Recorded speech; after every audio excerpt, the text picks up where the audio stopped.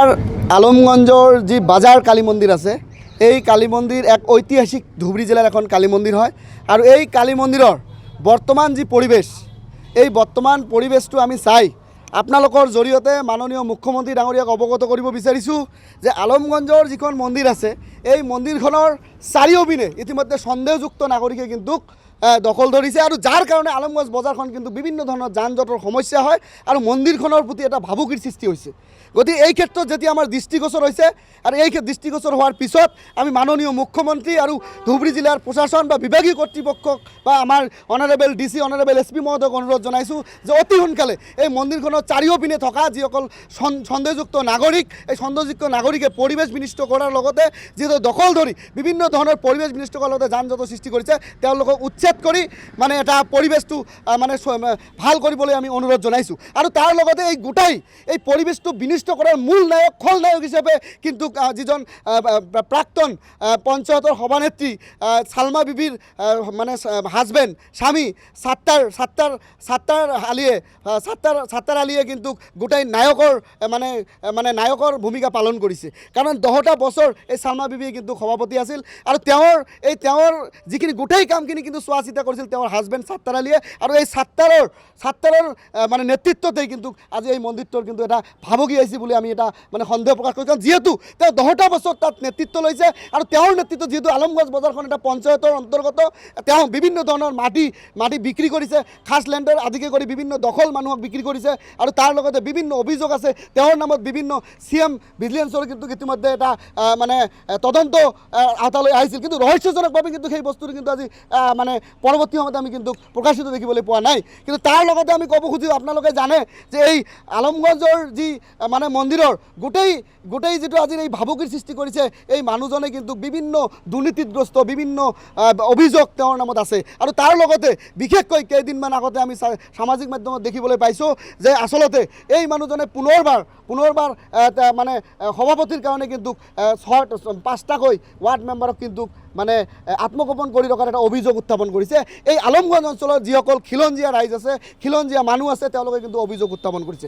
আৰু সেই অঞ্চলতে আমাৰ কোচ ৰাজবংশী ভূমিপুত্ৰ এজন ভুট্টু নামৰ এজন ৱাৰ্ড মেম্বাৰ আছে, তেওঁ কিন্তু আত্মগোপন হৈ থকাৰ কিন্তু এটা সন্দেহ প্ৰকাশ আমি পাইছোঁ। গতিকে আমি ইতিমধ্যে এই সাত্তাৰ আলীৰ নামত কিন্তু গৌৰীপুৰ থানাত বিভিন্ন জাতীয় সংগঠনে কিন্তু এজাহাৰ দাখিল কৰিছে। এই এজাহাৰৰ ভিত্তিত ধুবুৰী জিলা প্ৰশাসনে কিন্তু অতি সোনকালে তেওঁৰ ওপৰত এটা বিহিত ব্যৱস্থা তদন্তক্ৰমে বিহিত ব্যৱস্থা গ্ৰহণ কৰিবলৈ আমি আক্ৰাসুৱে দাবী জনাইছোঁ। আৰু তাৰ লগতে আমি ক'ব খোজোঁ যে আচলতে অসমৰ মাননীয় মুখ্যমন্ত্ৰী ডাঙৰীয়াই এইটো দৃষ্টিগোচৰ কৰিব লাগে যে বৰ্তমান প্ৰেক্ষাপটত যি আলমগঞ্জ বজাৰৰ পুনৰবাৰ কৈছোঁ যি ঐতিহাসিক ধুবুৰী জিলাৰ এখন 100 বছৰতকৈ অধিক পুৰণি এখন কালী মন্দিৰ, এই মন্দিৰটোত যে চাৰিওপিনে সন্দেহজনক নাগৰিকে কিন্তু দখল ধৰি আজি পৰিৱেশ বিনিষ্ট কৰিছে, অতি সোনকালে যাতে এই মন্দিৰটো যাতে ভাবুকিৰ পৰা মুক্ত কৰি মাননীয় মুখ্যমন্ত্ৰীয়ে যাতে আমাৰ যাতে আস্থাৰ প্ৰতীকক যাতে ৰক্ষা কৰে সংকটকালত, তাৰে আমি মাননীয় মুখ্যমন্ত্ৰী ডক্টৰ হিমন্ত বিশ্ব শৰ্মা ডাঙৰীয়াক আমি অনুৰোধ জনাইছোঁ।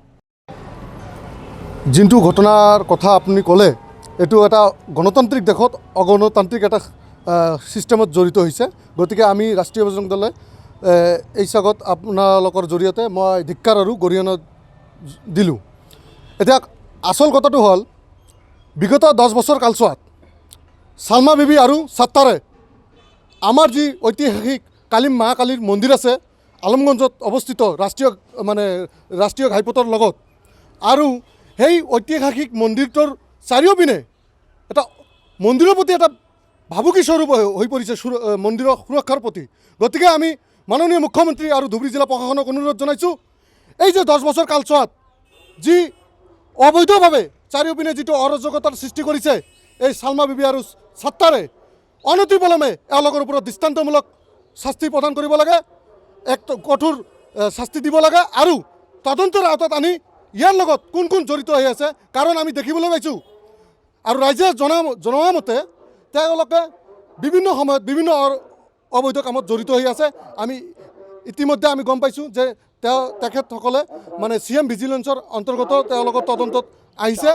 আৰু আমি মাননীয় মুখ্যমন্ত্ৰীক অনুৰোধ জনাইছোঁ, যিহেতু ধুবুৰীত শেহতীয়াকৈ পৰিস্থিতিৰ তেওঁ বুজ লৈ গৈছে, আমি এই চকতে আৰু এটা দাবী জনাওঁ যে আমাৰ আলমগঞ্জত যিটো ৰাষ্ট্ৰীয় ঘাইপথত অৱস্থিত মা কালীৰ মন্দিৰ, এই মন্দিৰটোৰ প্ৰতি যোনে ভাবুকি স্বৰূপ কঢ়িয়াই আনিছে তেওঁলোকৰ প্ৰতি এটা নিখুঁত এটা তদন্ত কৰি দৃষ্টান্তমূলক শাস্তি বিহিবলৈ আমি মাননীয় মুখ্যমন্ত্ৰীক অনুৰোধ জনালোঁ। নহ'লে আমি ধুবুৰী জিলাত মন্দিৰ সুৰক্ষিত নহয় আৰু হিন্দু কেনেকৈ সুৰক্ষিত হ'ব? গতিকে মাননীয় মুখ্যমন্ত্ৰী যি তেখেতৰ বলিষ্ঠ পদক্ষেপ আমাক আমি ধুবুৰীবাসী বিচাৰিছোঁ, তাৰ কাৰণে মাননীয় মুখ্যমন্ত্ৰীক অনুৰোধ জনাইছোঁ অনতিপলমে এই ছাত্তাৰ আলু চালমা বিবিৰ কালচোৱাত যি মানে অবৈধ মানে যি অবৈধ কাম কৰিছে তেওঁলোকৰ বিৰুদ্ধে একশ্যন ল'ব লাগে। যিকোনো খবৰৰ বাবে যোগাযোগ কৰক 7099017330 লগতে 7099017110 নম্বৰত।